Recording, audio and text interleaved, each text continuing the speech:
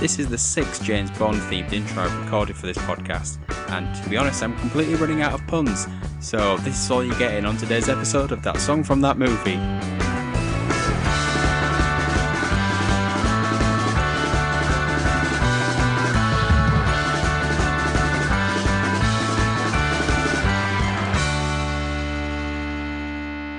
Thank you for joining That Song from That Movie, the journey through the very best and worst of movie songs.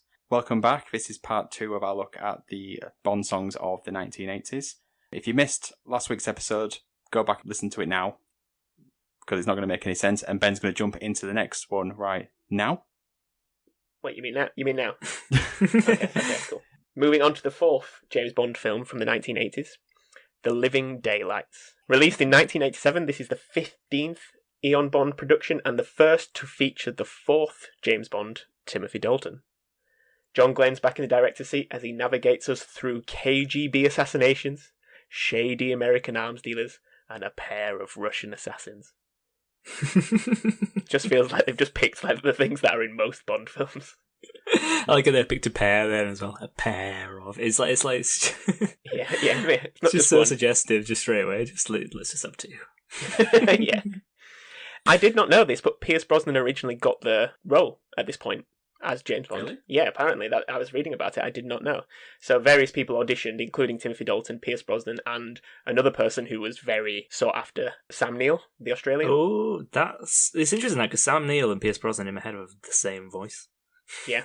I think Sam Neill would have been a pretty good Bond. Is that the guy from Jurassic Park? Yes. And Sam Neill's Merlin.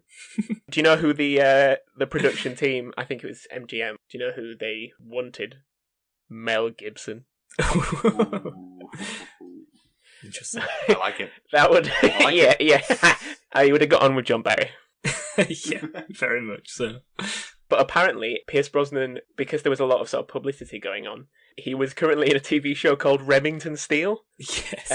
And the offer, his contract was extended with Remington Steele, so the offer was pulled from Bond and given to Dalton in a 3-movie deal, which he famously only did 2 of. I think it's kind of spawned a bit of a different Bond, the sort of reluctant hero Bond. These ones are actually a bit more gritty. You know, bye-bye Roger Moore, sorry. Are you saying For Your Eyes Only wasn't gritty? I mean, compared to this, this is the magnum compared to the chalk ice that is For Your Eyes Only. So yes, the song from the film The Living Daylights was The Living Daylights by Norwegian pop band Aha. I have to say, because I'm in Norfolk. I mean, what do people think of this song? What song? It's so forgettable. I've already forgotten what the sentence is about. I'll have you know, you're talking about the second biggest Aha song right now. Is that actually true? Is it the second most successful Aha song? Apparently, they often cited it as their second most famous song. I also used the word forgettable in my notes. Although I did come around to after a few plays, to be fair. But to me, it just mostly reminded me of the superior song "Diamond Lights" by Glenn Hoddle and Chris Waddle, which I think maybe should have actually been the theme song. And one of them should have been Bond. Yeah. Fair. I mean, I feel this song is definitely one of those. There's so many buttons pressed on the synth keyboard. There's all sorts of little things flying about. But yeah, it did pretty well, and I think they wanted to return to, like, after the success of Duran Duran with A View to a Kill, they wanted something else and Aha, I think, had just released their first album, so they were quite popular. You know, Take On Me was massive. Yeah. Got to number 5 in the UK charts, so, you know, pretty good. Mm. But there's a sort of a sorrow in my voice when I talk about this film. No. Because... No. Don't say it. It was bound to happen, guys. We knew it was going to come. So the song and the soundtrack was the last to involve the work of the legendary John Barry. It's not fair. It's not fair. I actually didn't know that was going to happen. It was I going felt to like end. It would go on forever. Yeah. I mean, I'll introduce why he wasn't in the next one, and it wasn't tax reasons. He didn't get the triple fet, the Shirley Bassey of tax reasons. So how will we fluff up our runtime in the future without these John Barry anecdotes? I will remember you. Yeah. In the arms of an angel. Yes, so the song was written by John Barry and I don't even know how to pronounce this, so I'm going to butcher this. Paul Wachter, or Vaktar, who is the guitarist from Aha. So I guess a Norwegian name. Apologies to our Norwegian contingent listeners. Of which there are many. Yes. Unsurprisingly to us all, Aha and John Barry did not collaborate well. They were not friends. Resulted in 2 versions of the song. I hope there's a good one. Guess whose version made it to film? John Barry's. Of course. Obviously. Of course. Like there was even a conversation. Aha released it on their album Stay on These Roads, so their version went to their album. But in an interview, the guitarist Paul Wachter said he was quite a big fan of the John Barry version. They just said they had a few disagreements. You can kind of understand, and I can imagine John Barry's reaction to this. So he said that Aha, when they were quite efficient. So when it was like to write a song, I think they were touring at the time and didn't want to interrupt touring to make the song, so they just quickly did it. John Barry was also quite annoyed that they didn't want to go to the premiere. But he said in an interview, when we got the John Barry version, we felt there was a wrong note in the string arrangements, so we fixed it. But he didn't like that. Not one bit. I can imagine that's quite annoying if you send someone this piece of work, this piece of music, the legendary John Barry, and they return it back with the red marker through it. That ain't gonna sit right with John. It ain't. This was the first film that had a different song on the title and ending cards. So they actually started to add, I think, a few more pop songs. If There Was a Man by Chrissy Hind from The Pretenders, which is a song in the credits. Apparently it was originally picked for the theme, but again, they thought Aha was doing so well in the charts at the time, they wanted a more successful artist. So yeah, they went with them, and it has not lasted that long in the memory. It's okay. I think it's quite synonymous of the majority of these 80s Bond songs. Definitely forgettable. I think the reason why I had to listen to it multiple times was because I kept forgetting how it went. Yeah. I was trying to sing it in my head and I just couldn't. There was like a little funky synth bass riff right at the beginning, which I quite enjoyed. And actually, my favourite thing about this song was in the title credits, there's a really cool syncopated gunshot where it times it with the music a few times. Good word. And that's the that's the only thing I liked about it, really. I think it was this one where they returned to projecting the camera onto women's bodies. Yes, they've returned to this. There was a lot of risque boobage in this one. Yep. For lack of a better word. As New York Times would refer to it. Yeah, they probably loved this one. Yeah, they probably did. You ain't going to get away with that, New York Times. We'll always remember. But yes, not a very memorable Bond song. Did you get the impression that when they wrote this song, they realised right at the end that they needed to make them say The Living Daylights and just sort of shoved it into the chorus? Because it sounds like it's the backing vocals, but it's not supposed to be. And it takes an age to get to it as well, doesn't it? It really does. It really does. Because I know when I've been reading about other ones, there's been conversations about when the name of the film was mentioned so that they could run it in line with the credits so that it would say it at the same time. Yeah, Thunderball was a big version of that. For Your Eyes Only it was similar. Originally it was only the last line of the song, and they moved it so it featured more often in the chorus, so they rewrote it so that they could do it that way. So it seems weird that with this one it takes 2 minutes to get to the title. Very weird. Yeah, it's just a bit flat. And I wouldn't say that of the lead singer of Aha, because he can reach those notes. Yeah, I mean, there is a little bit of sort of pitch change, isn't there, throughout the song, but I felt like there could have been more vocal gymnastics going on, based on what we know about Aha. Not just the silhouette gymnastics that's going on, because there's also a lot of those. Okay, so if there's one thing that I don't often associate with the 80s, it is efficiency. So we had a film in 81, a film in 83, 85, 87. Now in 1989, right at the end, we have License to Kill. I think one of the best Bond films. James Bond, ironically, relinquishes his license to kill, disobeys orders, and goes on a revenge mission when his friend's wife is killed by a drug baron. It's a bit different. I think this seems a bit more fitting with what I'd expect of the Daniel Craig films. It definitely does. Yes, it sounds like Quantum of Solace, doesn't it? Yeah, I mean that's not a comparison you really want to make. But is it actually in Casino Royale where I feel like maybe there's a question about revoking his license to kill in that as well? No, but it being granted, he hasn't got it at the beginning of that. Oh, so he actually gets granted it at the beginning.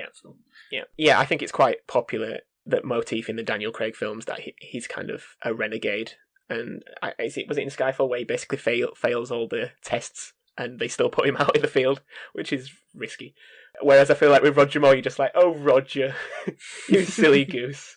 And just let him go and frolic and play, and somehow he saves the world. But these ones are like, oh, for God's sake, Bond, sort it out. Dalton is kind of like your military hero kind of Bond, isn't he? He feels Yeah. like he's like guns-ho type. Yeah. This is your action man Bond. Yeah, exactly. Yes, it was. And I think Timothy Dalton, he wanted it to be more like the Ian Fleming novels, like the Bond in those, rather than this sort of camp Bond that was Roger Moore. So yeah, License to Kill is famously the first Bond film in the series not to use a title from an Ian Fleming story.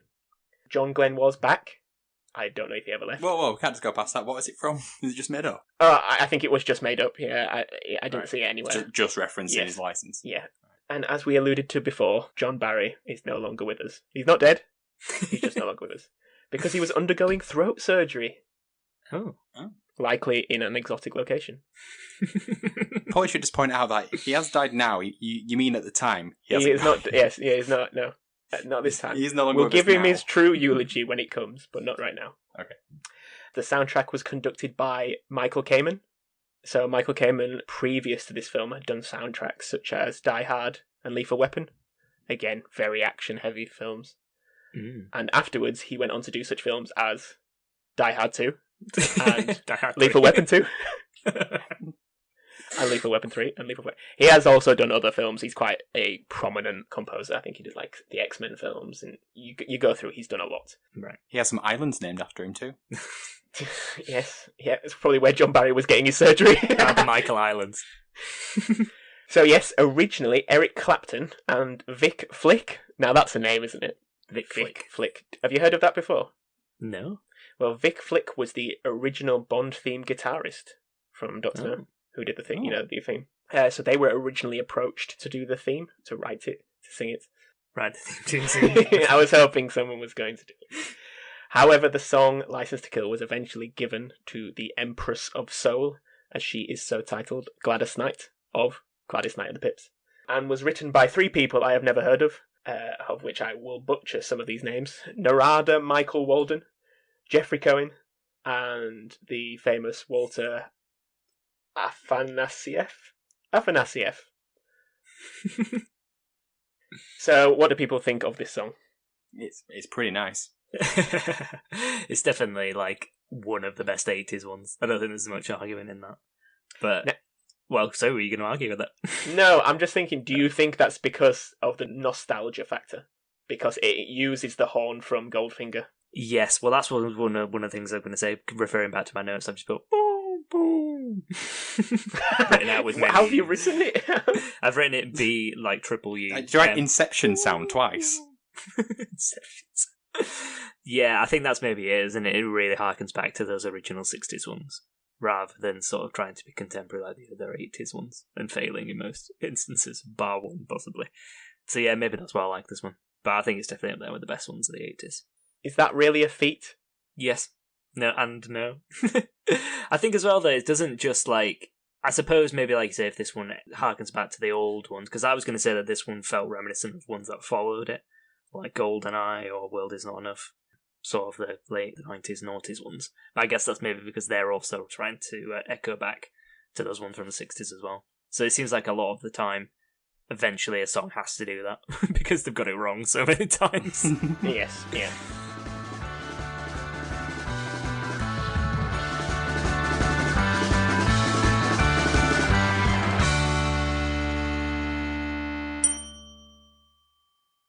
So if A View to a Kill is at the top of the Eiffel Tower and Rita Coolidge is in the Parisian underground, I'd say she's probably not even in Paris. where she might not be. She's at no. Calais. Where does this song fit? Is it nearer the top, or is it just better than that sort of pool? This feels like a big setup for your top 5. No, it's not. It really is not. Is it Eiffel Tower based? That was an actual question. The 5 best shops in the Eiffel Tower. The Eiffel Tower gift shop. That's number 1. Hey, my top 5 to come is an official list. Yeah, it's not ridiculous. I'm getting laughed at by everyone. I'd say, Ben, to answer your question, that it's probably somewhere if yeah, it depends what we mean by the top of the Eiffel Tower. Do we mean the top like tier, or do we mean like the actual Oh no, point? no, it's like at the point. So like I say, So if View Rita 2 kills kills the point, Rita Coolidge's Calais.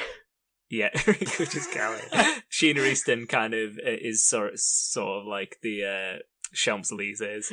Yeah, so it's getting closer. You can actually see the top. Yeah, you can see that tower, but we're not near that close to it. I would say that it's definitely somewhere on the tower. Okay, so like ticket collection, that sort of thing, or like cafe first floor. It's the glass floor bit of the first Yeah, tier. oh, nice. Yeah, I'll take that. Yeah. I think Gladys Knight would take that as well, because I don't think she could climb too high anymore. I don't know if she's alive. So yes, this was also a top 10 single in the UK, so it did well, and I think a part of that must be the nostalgia factor. Not many facts about this song, I must say. Scouring the internet, it seems to be very middle of the road. The only fact I have, which is a pretty good fact, is that it is officially the longest Bond theme at 5 minutes and 13 seconds. It is very long. I listening to it in the car, and I was thinking at one point, how is this still going? Yeah. But one of the things I think is like quite a strength of this song is repetition. So it actually makes sense that it's 5 minutes long. Yep. Like, how many times do you hear "License to Kill" and specifically "to kill"? You just hear it over and over again in the song, and I never get bored of it. No. And yeah, I think it's a good song. It's just, compared to the 80s stuff, it makes it much easier to hold it up. I think overall, when I read the title of the film, I was like, I don't know that one straight off the top of my head, which maybe says a lot about it. But I don't know if that's just because the Dalton films kind of do get forgotten a bit. I think that's a shame, though, because I think they are better, especially compared to the Roger Moore ones. I think the Roger Moore ones are very watchable. You can just stick them on in the background. Yeah, they were just throwing in all sorts of things going on, whereas I think they tried to ground the Dalton ones a bit more before Brosnan went full action hero. I think this song specifically has one thing about it that none of the other Bond songs really quite have, and that is when you do the song at karaoke, you actually want to be the backing vocals. Yeah, I go with that. I don't think any other Bond song has that, unless you can correct me. I mean, nobody wants to be singing that terrible Sam Smith song. No. Yeah, you want to be the backing vocals as in not standing up and singing at all. No one wants to touch that.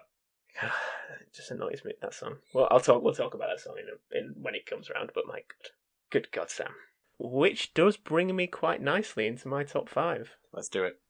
Now, I've slightly cheated, and I've done a top 6. Ooh. But it can still be a top 5. With honourable mention. It's 6 because of the 6 Bonds. Alright, okay. Now, this is a factual list, and by factual, I'm really using that very loosely, because when I looked this up, in many places there was a lot of differing facts about this. So, I have stuck with one source, and no arguments. Thank you very much. So, because of the Timothy Dalton films, and I was quite a big fan, and I was reading up them, and they seemed a bit more gritty, a bit more real, and a bit more sort of darker. But I wondered, Timothy, are you killing more people? So I wanted to know, which James Bond, on average, because it's unfair to think of them as just for their films, which James Bond at an average actually proven kills the most people? So I ask you, gentlemen, top 6, put them in order. Ooh. So is this killed on screen, or are we so it's like proven. Like... It's like proven. So if they blow up a warehouse, you don't know how many people are in there, unless they go, "Oh my gosh, you killed 18 people." You specifically killed 18 people, James Bond. Yes. Damn, I wish it was 20. I can't believe we have to organise 18 funerals. That's a good name for a Bond film. 18 funerals. Go on then, guys. Oh god, this is really hard, actually. Yeah, and it's average. Let's go the extremes first. Who do you think's killed the most? Who do you think's killed the least? I was thinking Brosnan might have killed the most, but I was thinking Moore's killed the most. Moore. I was thinking Moore maybe the least. Though that's the thing. Although actually no, probably George Lazenby will be the least, because even if it's average, on average. Yeah, but like. So his average could be really high compared. No, there's no dragging it down. It could be 10. That's true, actually. There's no romantic comedy pulling him down. I mean, and does Bond's wife count in that one? Does he kill her?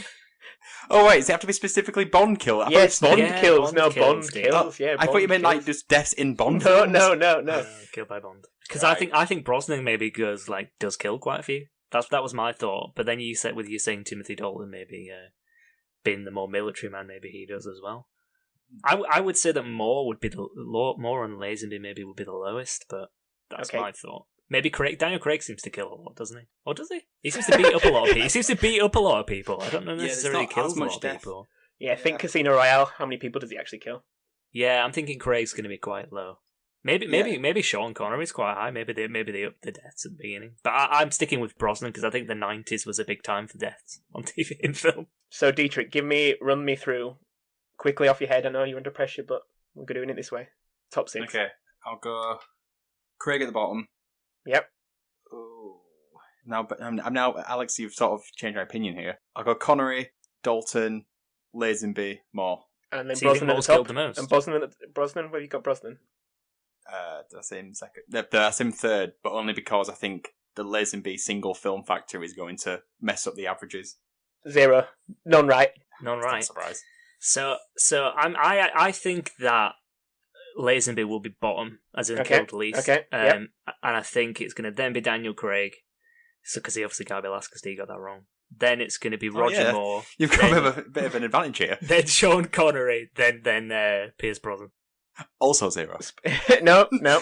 He has got 3, I think, Alex. Ooh. Because Pierce Brosnan is the most. Yeah. On average, 27 kills. Per film? 27 kills on average, yes. So it's per film, yeah. It's quite 27 It's quite a high batting average. I did feel like, though, there's a lot of death in his films. Like, he does seem to be killing people constantly. Don't you remember the start of Die Another Day when he's in he's on the like that tank that's floating on the ground? Yeah, that was my thought process. He's always driving a tank.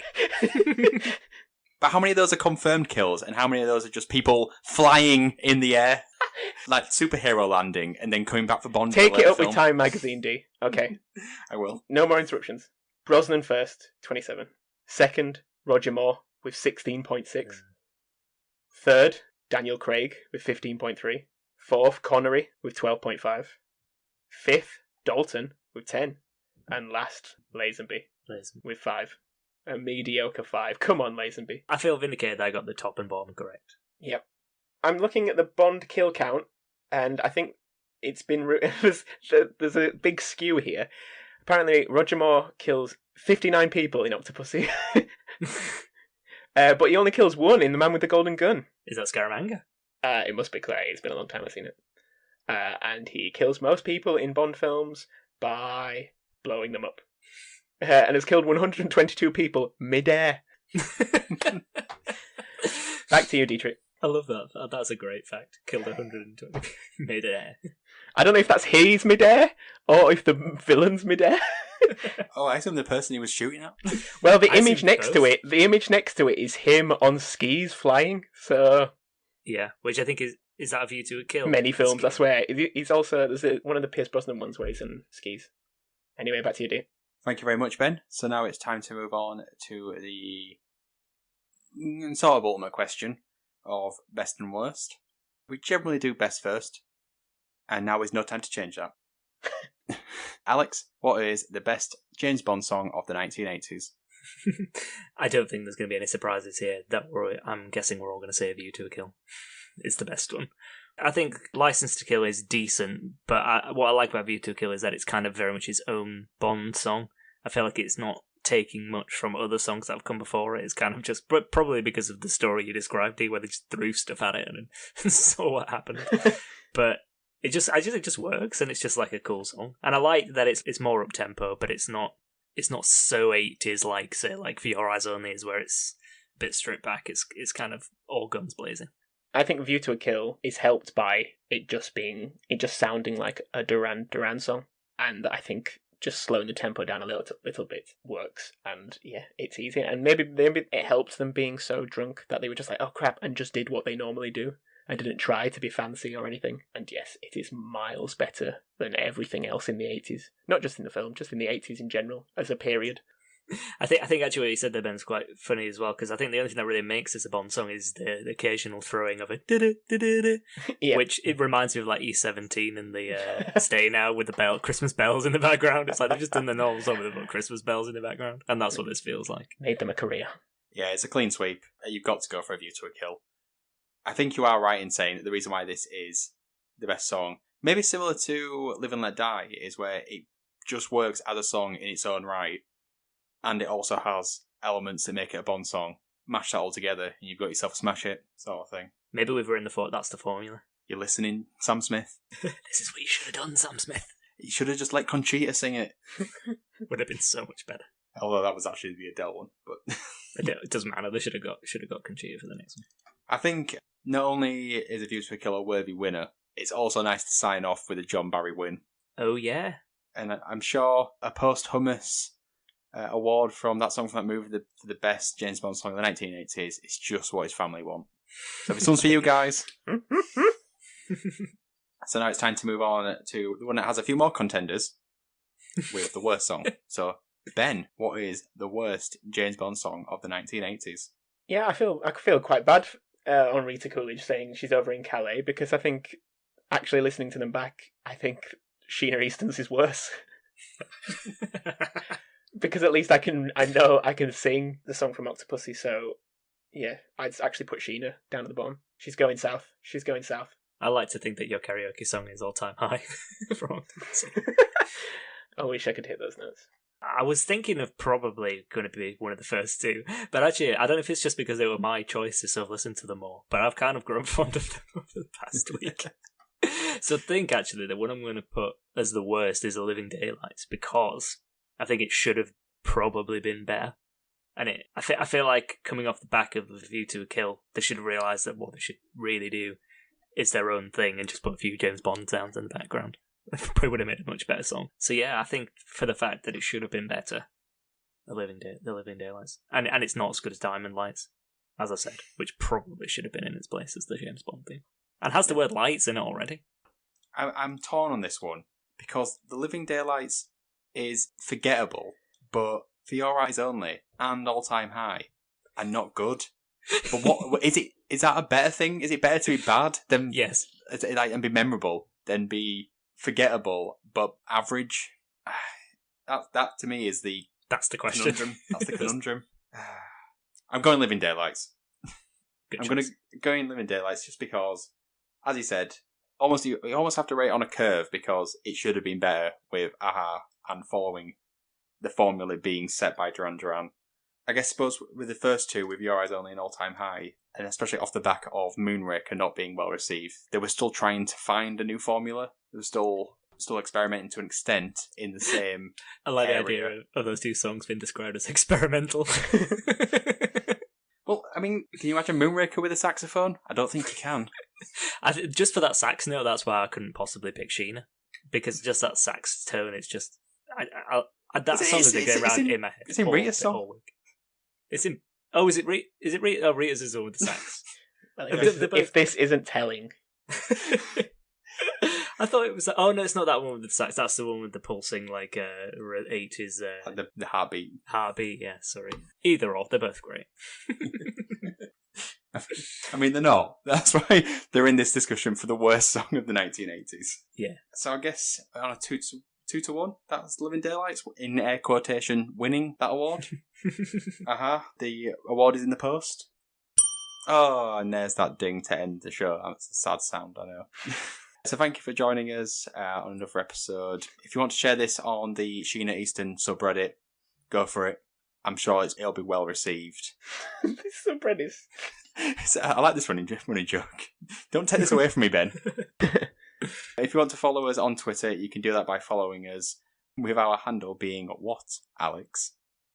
TSFTM pod. It's okay. Yeah, that was better. It's because I read it. I said it earlier. I had it in my notes. Not for that reason, but yeah, sure.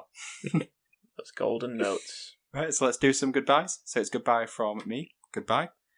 One of these times I'm going to have to do it where I do end it like a QI episode and end it with like a really odd quote that doesn't fit.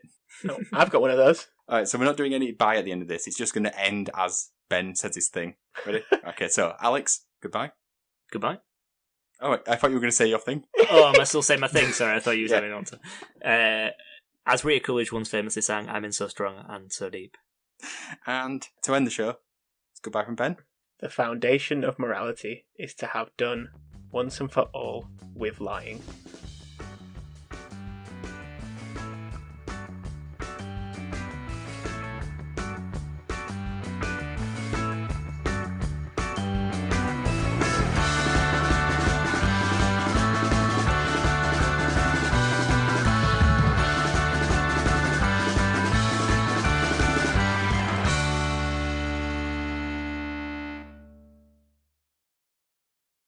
That's a quote by John Barry, author of The Great Influenza. Not the actual John Barry, but I googled John Barry quotes and that's what came up.